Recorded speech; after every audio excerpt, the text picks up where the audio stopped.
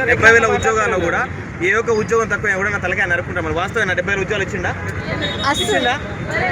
మరి 70,000 ఉద్యోగాలు అని చెప్పేసి ఎక్కడ పడితే ఏ సభలో పడితే ఆ సభలో రేవంత్ రెడ్డి మాట్లాడుతున్నారు. మరి మేము మాకున్న ముఖ్యమంత్రి మీరు ఒక్కరే, మరి ఎవరు చెప్పుకోవాలి మా బాధ? ప్రభుత్వం ఇచ్చిన ఉద్యోగాలకి ఎగ్జామ్స్ కండక్ట్ చేయడం ఒక్కటే కాదు కదా కావాల్సింది. నియామక పత్రాలు ఇవ్వడం మాత్రమే కొత్త పద్ధతి తప్ప ఉద్యోగాలు ఇవ్వడం కాదు. నోటిఫికేషన్ వేసినట్టు ఇదే క్లాక్ టవర్ దగ్గరికి రమ్మనండి, మేము మాట్లాడతాం. ఇదే క్లాక్ టవర్ దగ్గరికి రమ్మనండి. సీఎం ఎన్ని పోస్టులు వేసిండు, ముఖ్యమంత్రి అయిన కాంచి ఎన్ని జీవోలు తీసుకొచ్చిండు, ఎన్ని ఉద్యోగాలు వేసిండో ఇక్కడికి వచ్చి లెక్క చెప్పమనండి.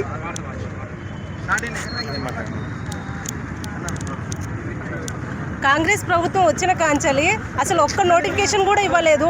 గత ప్రభుత్వం ఉన్న 70,000 గురించే మాట్లాడుతుండు. ఈయన వచ్చి మరి ఏమిటో నోటిఫికేషన్ ఇచ్చిండు. మరి ఈయన వేసిన నోటిఫికేషన్ గురించి మాట్లాడాడు ఎందుకు? ఉద్యోగాలు ఇవ్వడం అంటే ఒక నోటిఫికేషన్ ఇచ్చి దానికి ఎగ్జామ్ పెట్టి కంప్లీట్గా నువ్వు పత్రాలు ఇస్తే దాన్ని నువ్వు ఇచ్చినట్టు అనుకోవాలి. ఎవరో ఇచ్చిన దానికి నువ్వు ఇస్తున్నా అనేసి మాట్లాడేవింది.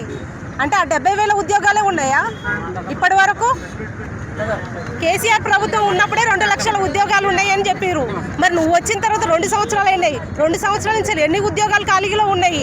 ఆ ఖాళీల గురించి నువ్వేమైనా చెప్తున్నావా? పోనీ ఉన్న 2 లక్షల ఉద్యోగాలైనా ఇస్తున్నావా? అవి కూడా ఇవ్వట్లేవు కదా. అవన్నీ ఇస్తుంటే మీరు రోడ్ల మీదకి వచ్చేటోళ్ళమే కాదు కదా, ఇలా అడిగేటోళ్ళం కూడా కాదు కదా. నీ ప్రభుత్వంలో నువ్వు ఏ ఇచ్చినావు అది చెప్పు ఫస్ట్. ఇంతవరకు 70,000 అనేది గత ప్రభుత్వంది, నీ ప్రభుత్వంది కాదు.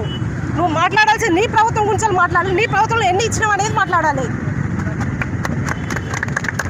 మాకు వెంటనే నోటిఫికేషన్స్ కావాలనేసి మేము డిమాండ్ చేస్తున్నాం. ఇప్పటి నుండి కూడా మీరు నోటిఫికేషన్స్ ఇవ్వకపోతే మాత్రం మా నిరుద్యోగుల తడాకేందని చూపిస్తాం. ఇప్పటి వరకు బయటకు రావట్లేదు అనుకుంటే ఇప్పటి నుండి వస్తాం, మేము బయటకు అందరం వస్తాము. నల్లగొండ నుంచే ఉద్యమం మొదలైంది, మళ్ళీ నల్లగొండ నుంచే స్టార్ట్ అవుతుంది ఉద్యమం. నా పేరు శోభారాణి.